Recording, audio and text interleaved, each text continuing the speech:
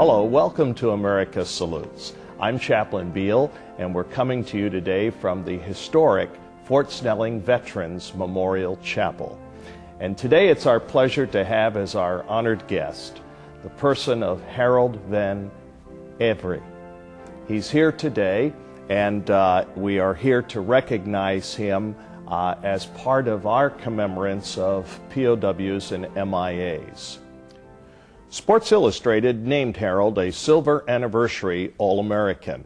As a sophomore in 1937 at the University of Minnesota, he led the team in all categories: passing, running, kicking, punting, punt returns for a total of 1,314 yards. He punted an average of 34.9 yards and scored 7 touchdowns. His longest run was against North Dakota State. He went 76 yards while finishing that day with 147 yards in 5 attempts. In an injury in his next season, it cut his time short. But in 1939, he led the nation in interceptions with 8. After receiving the Big Ten Scholastic and Athletic Achievement Award, he was drafted by Green Bay in the first round, where he then in turn played 2 seasons of football. Harold, we welcome you to the chapel, and we are grateful for this opportunity in which to visit with you about your experience as a prisoner of war. Thank you, Ken. I'm glad to be here and talk with you about some of these things. And my understanding, Harold, is that you flew the B-17 bombers. That's right, the old B-17 Flying Fortress. When I got in that airplane, I knew I had something pretty solid under me. Yes, yes. But on what mission did something happen to you? Well, on my ninth mission, on one of the oil targets in Germany, I was shot down at 22,000 feet. And we had to bail out because our wing was on fire, and the gas tank is not too far away from where the fire was, and we had a pretty standing thing: when we got fire up there, we're going to get out of the airplane, otherwise we're going to be nothing but dust. And that's what happened on the 9th mission. We had to bail out, and that's a long way down. So what's the experience like as you come down? Well, this is very interesting because as you're coming down by parachute, and we came down from 22,000 feet, you swing from side to side like this. You swing the side like that, and on one of these swings you'll drop about 10 to 50 feet in the whole chute. And the reason that happens is you swing from side to side, the shroud lines on that side, the lines that go up to the canopy, what happens is that they become loose, and what happens here, that part of the chute collapses, and you drop maybe 50 to 100 feet, and you're dropping in a hurry because there's nothing to keep you up in the air. And that's what happened, is that when you go down, you swear you're going to fall all the way down the 10 or 20 or 50,000 feet, which you are, and it scares you to death, because and then you swing over here on this side, and all of a sudden you'll drop again 50 feet. And pretty soon I came down all the way, and I came down on the roof of a house. And as I came over to this side, as the parachute swung, I found that I had to jump off the second, because the chute was kind of pulling me over there, and I jumped off and I hit a fence, man-made fence around a little forest that was next to this house.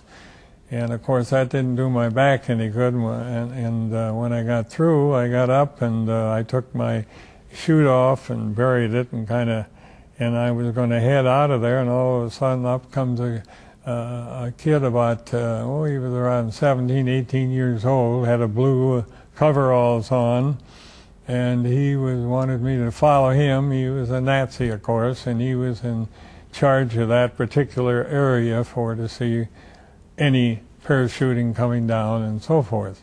And you ended up in what prisoner of war camp, and for how long? Stalag Luft III. We were in that was in Poland, Sagan, S-A-G-A-N, Poland, and I was there for the better part of a year before we got out of there. And on January 12, 1945, we had a march out of there because the Russians were coming. They were coming right straight towards Berlin, and we were right in their way in this camp. By the way, we had 10,000 prisoners there. Those were all Air Corps people, navigators, bombardiers, gunmen, all the way through. And what happened is that that's the way we had to get out of the way, because the Russians were coming, and they'd have taken over and probably shot at us. Well, Harold, we're glad that you were among those who were liberated from the prisoner of war camps. And this particular chapel is a place where the veteran is remembered. And on Sunday, the 19th of September, which ties most closely to the National Day of Remembrance, the third Friday of every September, we will be recognizing our prisoners of war in a POW MIA Sunday of Remembrance here at the chapel.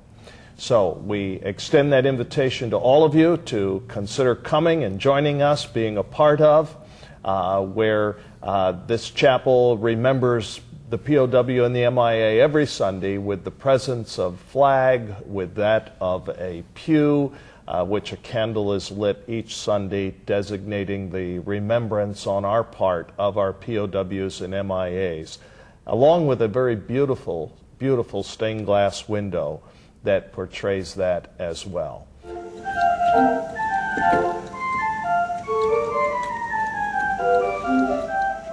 We'd like to take this opportunity to welcome back the Kimball pipe organ and to express our appreciation to the many of you who have donated to its restoration over the past year. We'd like to express our appreciation to you donors at a special organ recital scheduled for Sunday, September 26th, 3 o'clock, here at the historic Fort Snelling Chapel. If you'd like yet to make a contribution, a donation toward this $88,000 project, we invite you to visit our website at www.fortsnellingmcf.org. Thank you for watching. America salutes.